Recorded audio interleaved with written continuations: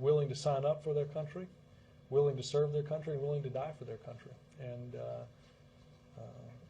I think the story that the President opened his remarks with today was one that was quite moving. I think the President is glad to see this day come on the grounds of both greater equality and an enhancement of our national security. Is it any less unjust that those same brave troops can't get married to somebody of the same sex? Well, that's not the bill we were signing today, Jim. I understand that, but if that principle is important to the President about those brave troops being able to have equality, should they have marriage equality also? I would refer you to his remarks on that. His remarks are that he thinks that marriage is between a man and a woman. And that he strongly supports civil unions, and but the military doesn't recognize civil unions. I understand.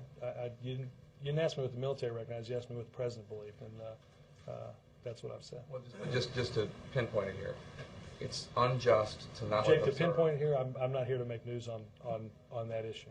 Dan? I'm just trying to point out the fact that this principle seems to have a border. You know, it doesn't apply. It doesn't apply to everything. I understand what you're trying to point out. All right, can I ask one question about Israel?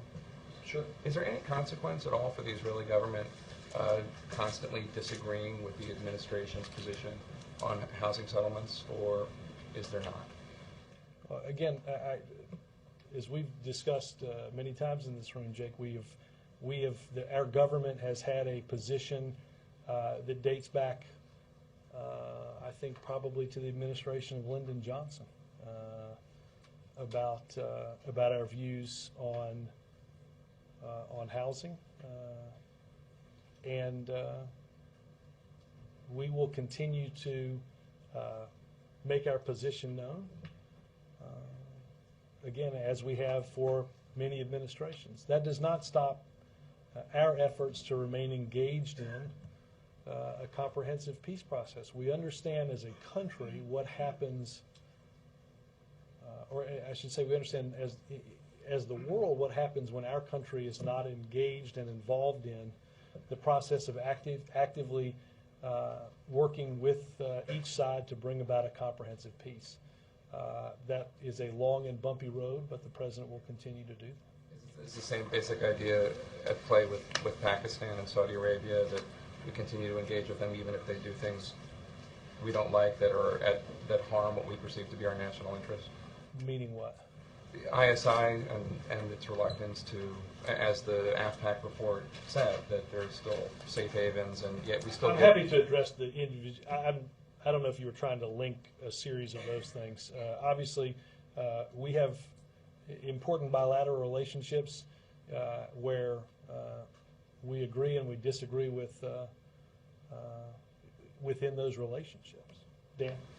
Can you give us a time frame as to when the policy will be certified? I know the President said he wants this to happen without delay, but well, again, the President discussed with Mullen and others yesterday the fact that I think as a group they believe this is a time frame that is a matter of months. But nothing more specific than that. No, I don't have anything more specific than that. And what is the President going to do to make sure that it stays within this matter of months time frame? You know, he had an interest yesterday in discussing with the chiefs and with the chair, and I will point out both Gates and Mullen played a big role in seeing this day happen. To watch the testimony of a chair of the Joint Chiefs say that this is a policy that should be changed was a historic moment. Now they are charged with the job of implementing this change, and their commitment to the President is that it can be done in a very timely manner. Again, I think you've seen, or there's been conjecture about when that would happen. Again, I think the President was very clear that this is not something that needs to or should drag on. A couple of housekeeping matters. Anything more on whether we'll see the President today, and when is he leaving? if you can tell me when Congress leaves, I can answer all of the above questions. I anticipate at some point you'll see the president today. I should start a pool as to when that would be. What time we'd like it to happen? Let me tell you, look, I'd like to do it now, and then we can go about Christmas shopping and doing whatever things we haven't been able to do as a result of this. Regrettably, Dan, you and I we hold very few cards in this long process. But I anticipate that you will at some point see him. I will say, as a pure housekeeping measure, we are not likely to have a ton of time in terms of when you see the advisory. So to help out Caroline and others, when you see the advisory, please RSVP. If there are people that need to come into this building that aren't here on a regular basis, they're going to have a very, very limited time with which to do that. Please tell your organizations and give them that heads up. So there will be a news conference, just a matter of when. That's my hope. Again, Ben, a news conference. But again, Ben, I got out of prognosticating business around healthcare. Yep. So the president and you and others in the administration have made it pretty clear that even though the DREAM Act failed to pass, you'll continue to pursue it in the next Congress, that you'll continue to pursue other goals like tax reform, even though the deck is stacked much more heavily against you. Is there... I'm sorry. Somewhere in there is presumably the punctuation of a question mark. But glad you find it amusing. But my question I did. is, how do you propose to do these things when it was hard enough to do what you were able to do, if not almost impossible? Well, when the odds are stacked further against you. how much would you have bet me that we would get all that we're about to get done? No problem, but... Oh, somebody please begin pit record on my VCR so I can save this tape. It's a VCR. It's I'm talking to Bill. It's no, look, I think be different than any other night. I think again, look, I think the president will have an opportunity to discuss what has been accomplished over the past 6 weeks. The path for how we can work together and accomplish stuff that's in the national interests, next year. But Bill, I guess I'd start with your question, no pun intended, in noting that I doubt many people would have thought that we'd have a free trade agreement that enjoys the support of the Chamber of Commerce and the United Auto Workers. Huge bipartisan majorities supporting a tax agreement that allows unemployment benefits to last throughout all of next year, provides certainty in tax rates that won't rise for middle-class families, that we have begun the repeal of Don't Ask, Don't Tell through a congressional process, and knock on wood, let me finish. The likely ratification of a START agreement whose obituary has been written more times than I could care to remember. None of that was easy, and none of what has to happen going forward is easy.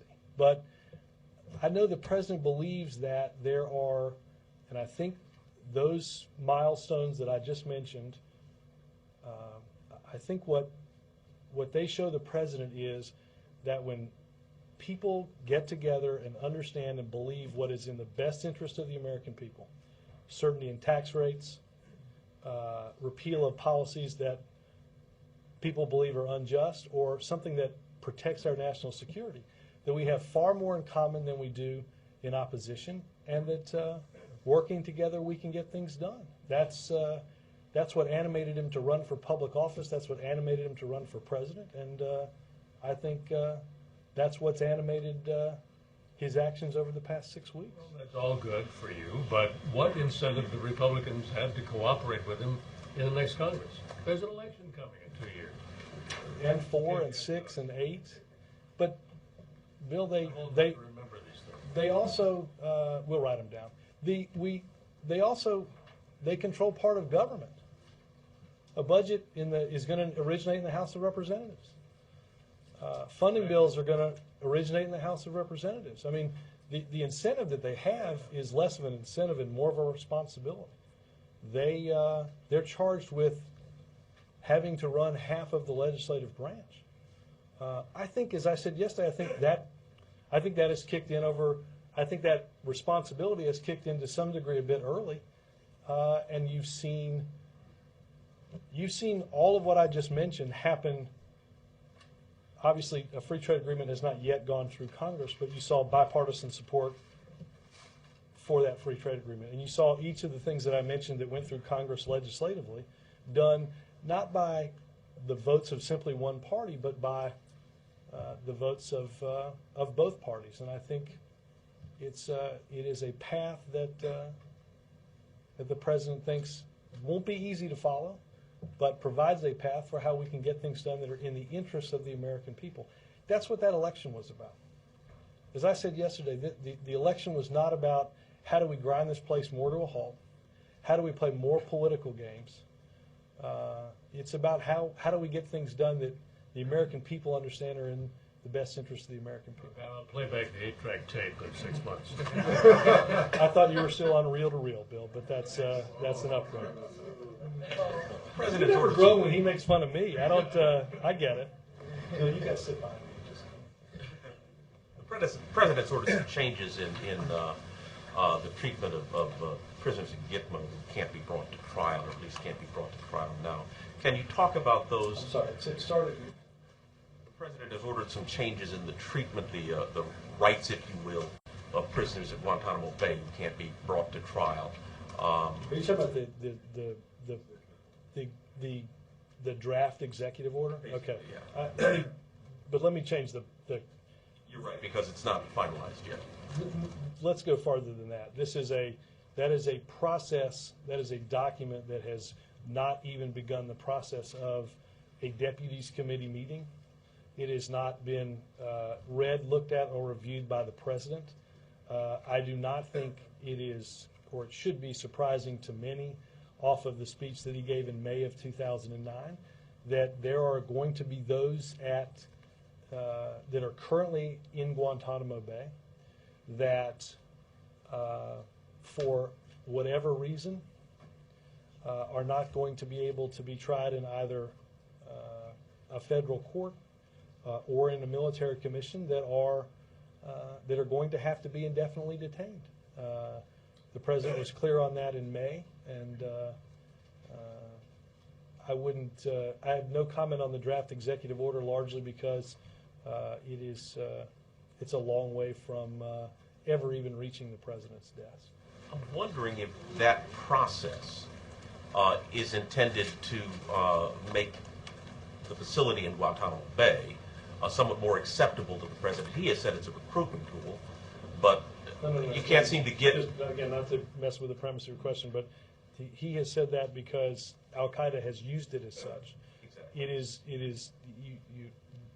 They have used it as a recruitment tool, and our generals and our commanders see them using it as a recruitment tool. Look, obviously the president is, again, I refer you to the speech in May of 2009 that seeks to do, well, I'd say broadly, the president does not believe that our national security and the protection of our homeland has to be in contradiction with our values as Americans. And that's what animates him in this entire process. And the draft order is in no way connected with having to basically live with Guantanamo Bay, because... Again, I want to divorce this answer from the draft executive order, because it's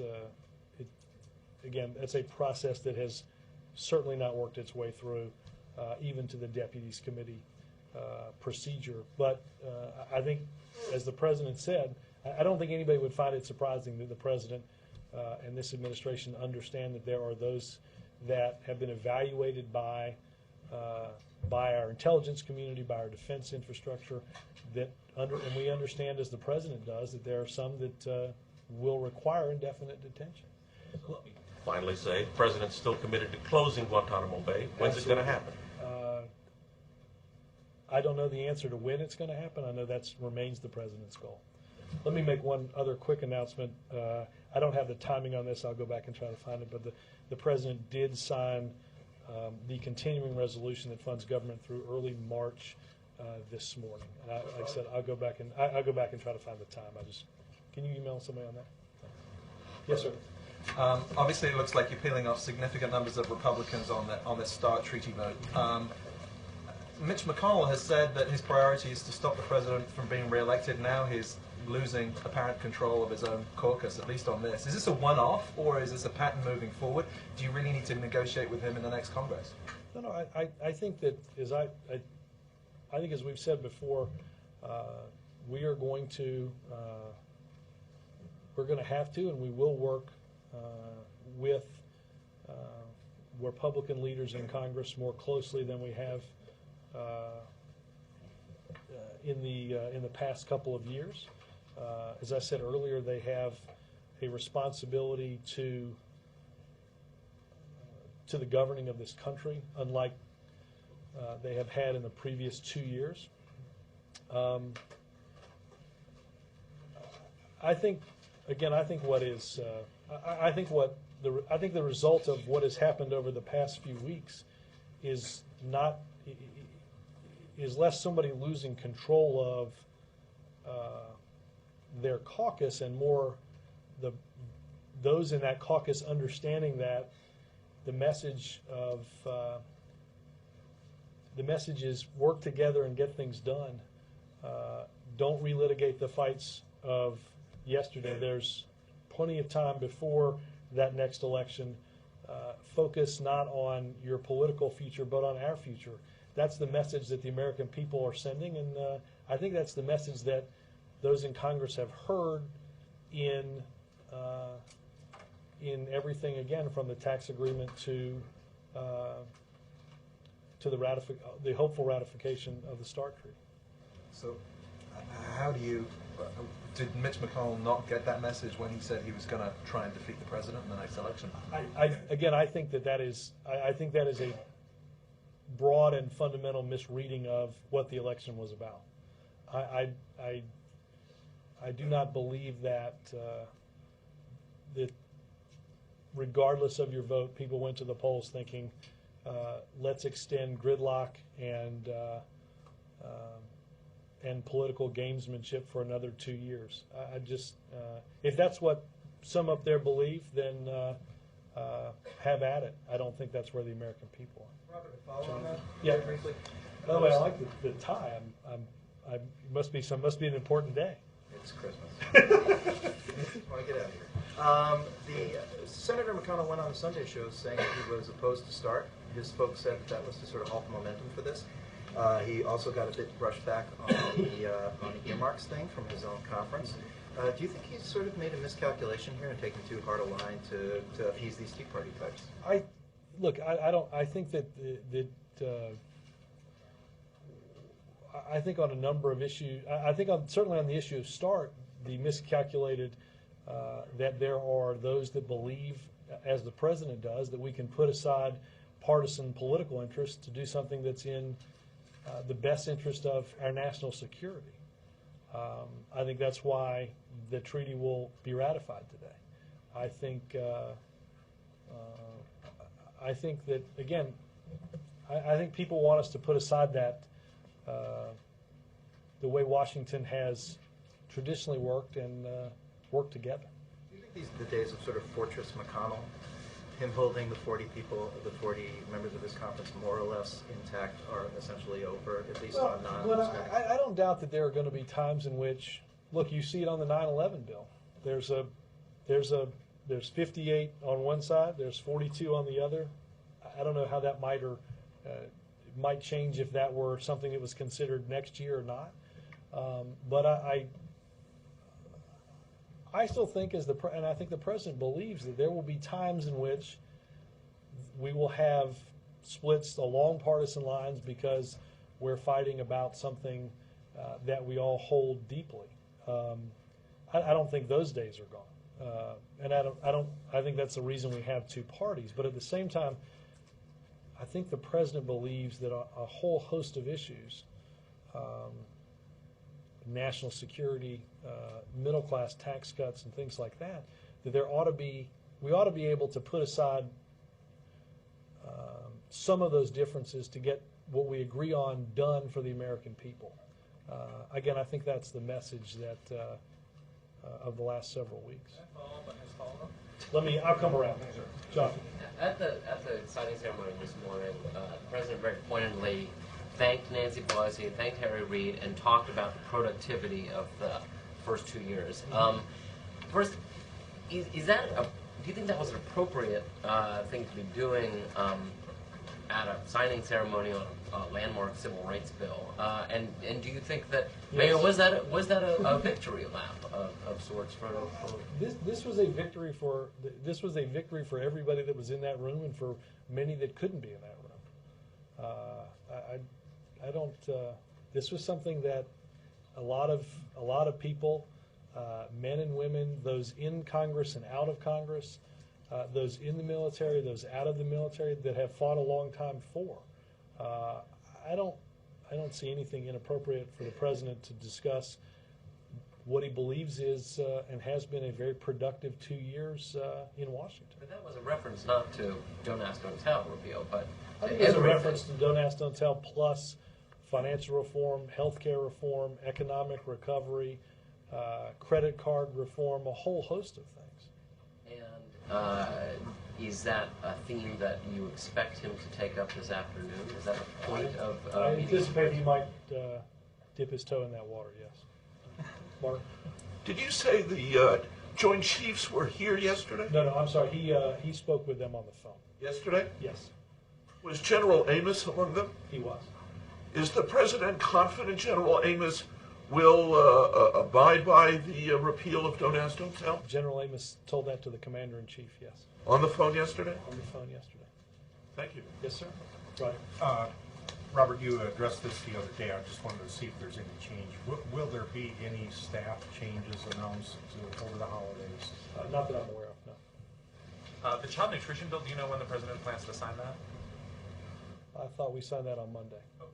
Well, no, it had to go back and Are you get... talking about I'm sorry, food child safety. nutrition or food safety? Food safety. Food is obviously close to our hearts, so I don't. Let me find the answer to that out. I think there was some. The continuing resolution was signed at 9:50 a.m. My apologies. So Let me nearly find 10 out. hours without funding for the government, right? No, I asked this question last night because we were getting pinged by a number of you all. We were told that we had until fairly late today to be able to. Who told you To that? sign it. The guys at OMB. I've called my bank to ensure that that I've got one of them. I got one of them on the phone. If you need them to vouch for an impending direct deposit. 9:50 a.m. Yes, it would have been I guess fairly close to him getting back from the sign. Yes, I'm Just sorry. moving I'll away find from- out on food safety. Thanks. Moving away from hard news for a second, can you just give us a snapshot of what the president is looking forward to in Hawaii golf books? Yeah, I was going to say. Obviously, I think the president is.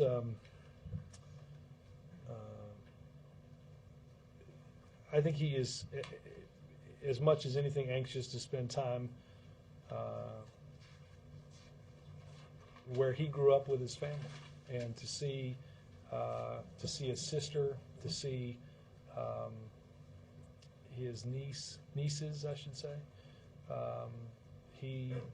I should get a rundown of which childhood friends. Normally, a bunch of them usually come back, and it's an opportunity for the president to spend some time with them. I think that's what he's most looking forward to. Related, will he be looking at will there be a staff review that he's looking at while he's there, and also will you looking at the State of the Union address at all, or will you be working on that at all? I anticipate that they'll take a number of things with them, and that he'll he'll read a good amount of stuff. He'll have, obviously, his daily intelligence briefing, as well as probably a novel or two. One more. You mentioned education yesterday. Is he giving speeches on that after the election, or I mean after December? Is he in early next year? He's on education reform and that kind of issue? I don't. I'm trying to remember through. I would anticipate that doesn't happen until post State of the Union. Yes. Robert, two quick things on Don't Ask, Don't Tell. Was the White House aware, last night apparently Senate Republicans were working to insert some kind of an amendment to the defense authorization bill to require the service chiefs to sign off. Were you guys on the phone late last night to try to dissuade? Or? Let me check on that. I know that I think that would have required unanimous consent, and given the lift to get the repeal done after 17 years, I don't think that Senator Reid had that in mind. Again, I think what's important is that and this has been true since the President told the chiefs and told Secretary Gates and Admiral Mullen that his goal was to see this policy repealed, not if, but when. That was in one of the very first meetings that was had about this, and obviously, implementation is enormously important to him. That's why he reached out yesterday. But I will say that regardless of where any individual has been in representing the views of themselves or representing as part of the Joint Chiefs some views of their branch of the military, all told the President before repeal was voted on, and all have said since, that they will implement the law of the land, and I think that's what certainly that's what the courts would expect, and that's clearly what the American people and the Commander-in-Chief expects. That's why, again, I believe he thinks, based on those discussions, that this can be done in a matter of months. Just one other thing. Yep. Did the White House invite any other congressional Republicans from the House or Senate other than those who came this morning to the signing ceremony? I would have to, let me check with Legislative Affairs and see if there was who might have been invited and didn't come. I can check. Glenn. Well, as you know, there's been some complaints from some members of the New York congressional delegation, Carolyn Maloney and others, that the White House has not taken an active enough role in the 9/11 responders bill. Apparently that's changed a bit over the last 24 hours. Can you sort of detail for me what the White House... Let me check and see what is... I mean, again, we have been... we came out for this bill in August. We detailed those views both publicly and in statements of administration policy to the House when they voted and to the Senate when they voted. And you've heard me say for the past... more than a week or so that we were strongly supportive of this. But Glenn, I'll say this. There's nobody in our party left to convince. They're all there. They're all there. And I hope that, and the President hopes that when this bill is likely brought up for its reconsideration today, that there are those on the Republican side that do just that and reconsider. John? Let me check with Legislative Affairs. Thank you, Robert. Two brief questions. First, there will be a formal ceremony next year for the promulgation of the START Treaty with the President and President Medvedev, right? Medvedev, I don't know what the schedule is. I don't know that. As I understand it, the treaty is ratified once the Senate does it. I don't know of, at least right now, plans to do a ceremony that you speak of. I think that we had the signing, obviously, of the treaty last April-ish in Prague. All right. The other thing, Robert, is that you this week gave a lot of credit to 3 secretaries of state in Republican administration for securing and likely I left out dozens of people that have been helpful. Right.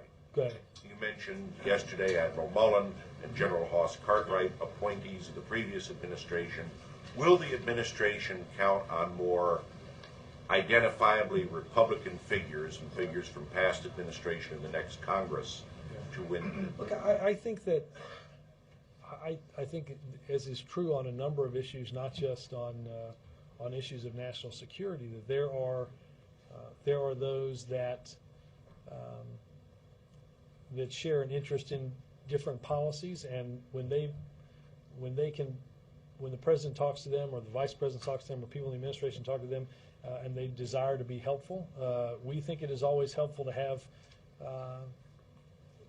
Democrats and Republicans, those that are currently serving and those that have served our country, out to discuss why they think this is an important priority for the American people. So we've certainly done that in the past, and I hope to continue to do that. Margaret? Thank you. I wanted to just follow up on your answer to Wendell's question about indefinite detentions. You said that the order is, quote, a long way from reaching the president's desk. And I think in at least one of those leaked stories yesterday, there was an intimation that it would be sometime in January. So I'm not asking you to confirm. Yeah, I would just say this. Is that Morgan, it's hard to know the process at this point because, again, it's not one step away from the president's desk. It's many, many meetings, and again,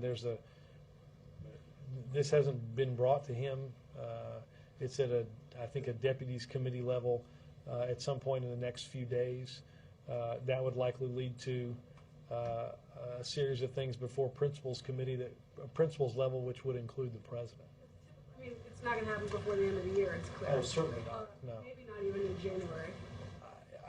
It's hard for me to give a timeline. But definitely not by the end of the year, since that's rapidly approaching. Right. And then, just so that I understand the planning purposes for today, yes. Is the president poised to do the press conference after the start vote or after they gavel out? To be determined. Again, our hope is to, and I'm trying to be coy, I'm just trying to, I've been in more scheduling meetings about this than I would care to recount. And every time you go through a scenario and people leave, there's a new set of times. Our hope would be that we could do something sort of mid to late afternoon,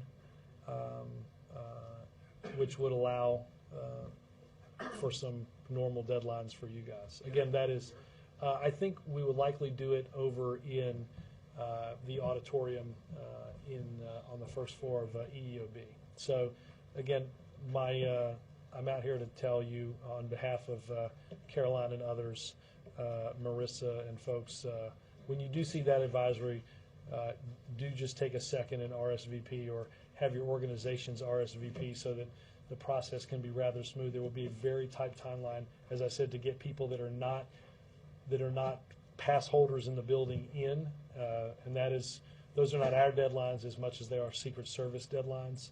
There's a lot of people coming through the White House for tours, so please be attentive to that as you can, and we will try to give you guys as much notice as we can. Is he committed to staying until they gavel out, or until he gets the stuff he was babysitting till it concluded? My understanding, until they're reasonably done. So again, I don't. Please stay in touch again as to. I should have just started with that and seen if that worked, and I will associate myself with that answer. Ken. Just to follow up on those housekeeping questions, do you have a vision for bill signings beyond? I don't yet, and I think I'm going to check on food safety, and we will try to keep you up to date throughout the day, pending additional needs for bill signings. Try to do start before. I don't think you have to sign it because it's once it's ratified. Yeah, would probably be the only thing. We hope that passes, and we hope that that's something that can be signed into law. Yes, sir. Is the administration concerned about the escalating price of oil, which appears to be going up beyond the cold weather premium? Look, obviously, anything that has the potential to impact our economy, we watch and we are concerned about. The Department of Energy would instruct me not to speak specifically about those prices, and I would point you over to them. Yes, ma'am. Besides outlining the accomplishments for this year, would the President put Congress on notice about those that he anticipates they will try to repeal? In today's remarks? Yeah. I don't remember off the top of my head. I don't think that's. Let me check, and I'll try to get back to you. Yes, sir. The Middle East peace process has been one of the president's main foreign policy priorities, but it's been stalled for some time. Does he plan to make any calls to Mr. Abbas or Mr. Netanyahu before the end of the year? I can check with NSC on that. None that I'm currently aware of, but we will double check. Yes, ma'am. Getting back to Gitmo, you said there are those who can't be tried for whatever reason. Can you spell out those reasons beyond just the intelligence community says so? Well, I think obviously some of that has to do with whether or not, because of torture, evidence can't be used. But if Khalid Sheikh Mohammed was waterboarded and Attorney General Holder says that he can still face trial, what else happened that we maybe don't know about? Well, I think what happened has been fairly extensively covered in documents that were released last year on the topic. So what else? What's a review going to do? Is it going to change the fact that they were tortured? Can you try them? If you review it, it's not going to change the fact that they were tortured. So what's the point of a review? I'm sorry. Reviewing their detention status. It's Well, not going to change the basic we facts. we reviewed the status of every person's detention as a result of our taking occupation of this administration. As we've discussed here before, a number of we didn't feel like that there was sufficient information on a whole host of detainees. Obviously, we have had to. There's a process that went through to determine the status of each detainee, and we've also obviously had to balance decisions on habeas petitions that have been ruled on by the courts. Yes, sir. Do you, excuse me, do you foresee the next 2 years of Congress being more productive, considering, the President said today that the last 2 years are very productive, and you're saying that Republicans seem to have taken an earlier responsibility to governing. So do you foresee the next... I will say this. I do not think that the next 2 years, because there's a divided House and Senate on different party lines, that the next Congress has to be, by definition, unproductive. I don't think that's the case. I think, and our belief and our hope is that, as you've seen over the past many weeks, that people have made determinations on issues that are important to them and important to the national security of this country, and have acted not as simply agents of one party or another, but as lawmakers and Americans. And our hope is that is an atmosphere that we can continue to foster, and that will lead to a host of things that you'll hear the President discuss at the beginning of the year and throughout the State of the Union that are important to us continuing our economic recovery, protecting our citizens, and ensuring that we are competitive with the entire world in the 21st century. Thank you. Thanks, guys. Wendell and I are going to listen to the 78 RPM record. You want to